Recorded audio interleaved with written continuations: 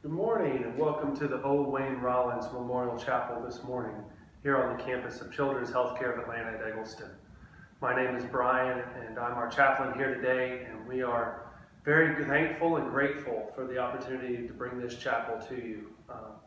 This is week 2 of our experiment with producing recorded chapels and making them available online for our staff, as we try to honor social distancing guidelines and practice good infection control. And we are really thankful that you've chosen the time to figure out how to do this with us and join us in some prayer, reflection, and spiritual respite. We find ourselves in interesting times. As a lot of faith traditions enter into a Holy Week, they celebrate deliverance from plagues. Jews and Christians both remember this as a time of Passover where their people were spared from a plague. And how ironic is it that we now find ourselves in the midst of a plague and are in need of sparing.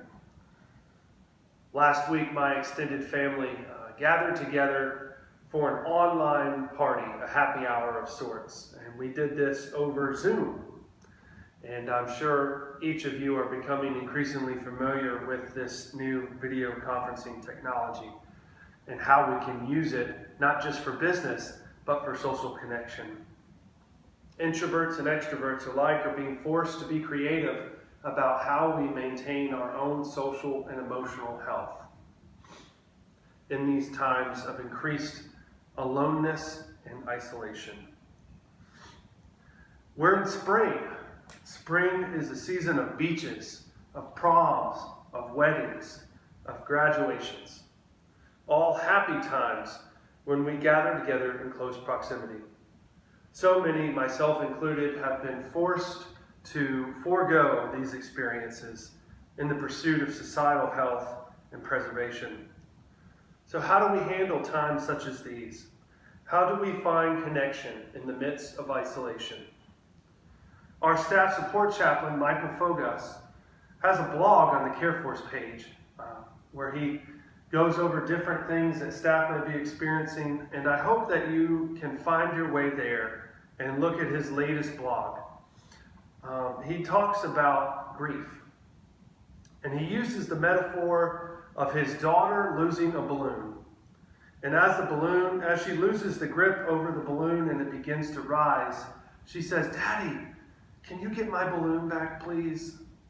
And his daughter is pleading with him, and he says, "No, honey, I'm sorry, it's gone, but I can get you another one." He tries to reassure her. "But I don't want another one, I want that one."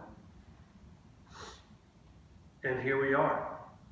We all have lost very real moments. Some have even had to lose loved ones without being present, without being able to say goodbye. That sadness, those aches, that discomfort that we're feeling, that's grief. So I hope that we can all take time to acknowledge our losses and claim the meaning that these losses held for us.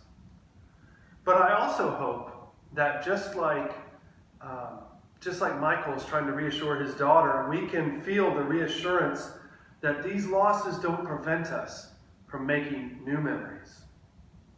Let us pray. May we discover through our pain and torment the strength to live with grace and humor. May we discover through doubt and anguish the strength to live with dignity and holiness. And may we discover through suffering and fear the strength to move towards healing.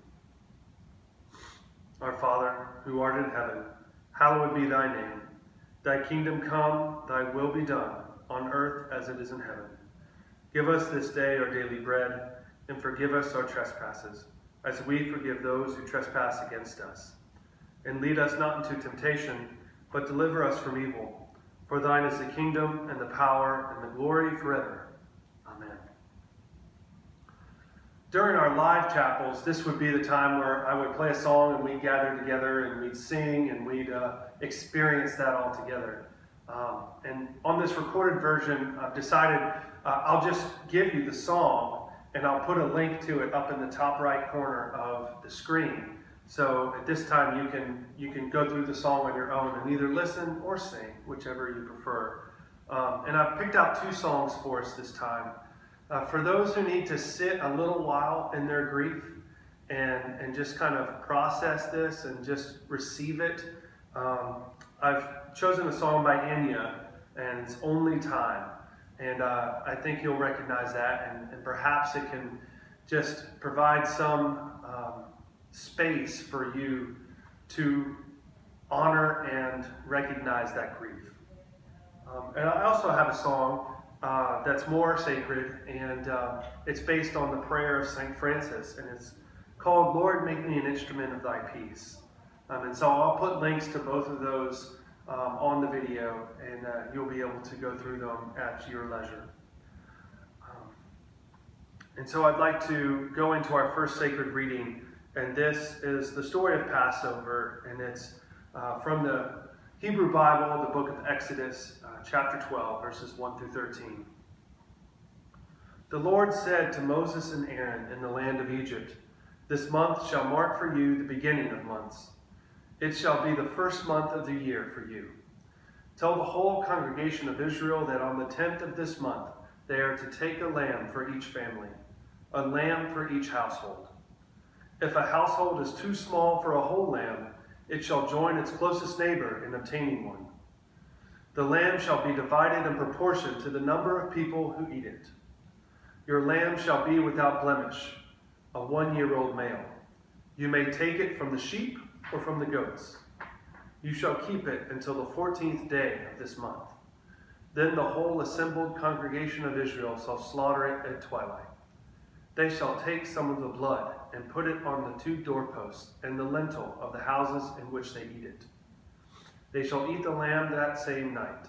They shall eat it roasted over the fire with unleavened bread and bitter herbs. Do not eat any of it raw or boiled in water, but roasted over the fire with its head, legs, and inner organs. You shall not let any of it remain until morning. Anything that remains in the morning you shall burn. This is how you shall eat it. Your loins girded, your sandals on your feet, and your staff in your hand. You shall eat it hurriedly. It is the Passover of the Lord. For I will pass through the land of Egypt that night, and I will strike down every firstborn in the land of Egypt, both human beings and animals. On all the gods of Egypt I will execute judgments. I am the Lord. The blood shall be a sign for you on the houses where you live. When I see the blood, I will pass over you, and no plague shall destroy you when I strike the land of Egypt." Amen. Our second sacred reading this morning comes from the Psalms. And the Psalms are both recognized by the Jewish, Christian, and some even the Muslim traditions.